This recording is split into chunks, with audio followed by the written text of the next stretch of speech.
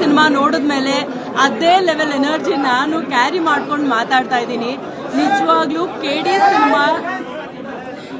Cinema ಎಷ್ಟು ಚೆನ್ನಾಗಿದೆ ಅಂತಂದರೆ, ಅಲ್ಲಿಂದ ಹೊರಗೆ ಬಂದ ಮೇಲೂ ಕೂಡ ಆ ಶಾಟ್ ಏನಾಯಿತು, ಈ ಶಾಟ್ ಏನಾಯಿತು, ಯಾಕೆ ಹೀಗಾಯಿತು, ಇನ್ನು ನೆಕ್ಸ್ಟ್ ಏನಾಗುತ್ತೆ ಅಂತ ಅಂದರೆ ಪ್ರೇಮ್ ಸರು ಎಷ್ಟು ನೀಟಾಗಿ ಅದನ್ನು ನಮ್ಮ ಮುಂದೆ ಪ್ರೆಸೆಂಟ್ ಮಾಡಿದ್ದಾರೆ ಅನ್ನೋದನ್ನು ನಾವು ನೋಡಬೇಕು ಅಂತಂದರೆ ಕೆ.ಡಿ. ಸಿನಿಮಾನ ನೋಡಲೇಬೇಕು. ಆ್ಯಂಡ್ ಧ್ರುವ ಸರ್ ಅವರ ಎನರ್ಜಿ ಇರ್ಬೋದು, ಆ್ಯಂಡ್ ಎಸ್ಪೆಷಲಿ ರೀಶ್ಮಾ ಅವರ ಎನರ್ಜಿ, ಪ್ರತಿಯೊಂದು ಶಾರ್ಟಲ್ಲೂ ಅವ್ರ ಎನರ್ಜಿನ ನಿಜವಾಗ್ಲೂ ತುಂಬ ಎತ್ತು ಹಿಡಿದಿದ್ದಾರೆ.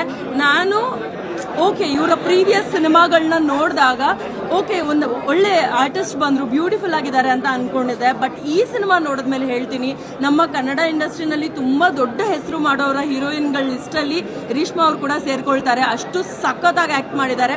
ಆ್ಯಂಡ್ ಪ್ರತಿಯೊಂದು ಶಾರ್ಟ್ ಇರ್ಬೋದು, ಕ್ಯಾಮ್ರಾ ವರ್ಕಿಂದ ಹಿಡಿದು ಡೈರೆಕ್ಷನಿಂದ ಹಿಡಿದು ಆ್ಯಕ್ಟಿಂಗಿಂದ ಹಿಡಿದು ಪ್ರತಿಯೊಬ್ಬರ ಯುನೀಕ್ ಕ್ಯಾರೆಕ್ಟರ್ನ ಡಿಸೈನ್ ಮಾಡಿರೋದ್ರಿಂದ ಹಿಡಿದು ಪ್ರತಿಯೊಂದೂ ಸಖತ್ತಾಗಿ ಬಂದಿದೆ. ದಯವಿಟ್ಟು ಎಲ್ಲರೂ ಕೆ.ಡಿ. ಸಿನಿಮಾನ ಥಿಯೇಟರ್ನಲ್ಲೇ ನೋಡಿ.